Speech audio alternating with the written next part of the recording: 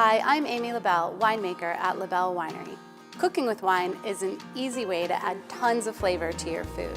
One way to cook with wine is to substitute it for another liquid ingredient in one of your existing recipes. Or you can always make a pan sauce.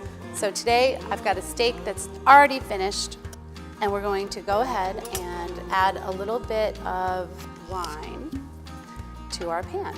We want to really scrape up all the brown bits because they give you tons of flavor. After about 2 minutes and you've reduced this sauce by half, we're going to add some butter, which gives you a really luxurious mouthfeel on this sauce. Stir that in, get all those great flavors mixed together, and when you're done, you can simply take that sauce and spoon it over your plate, and you have a beautiful pan sauce to go with your steak. Enjoy cooking with wine in your home.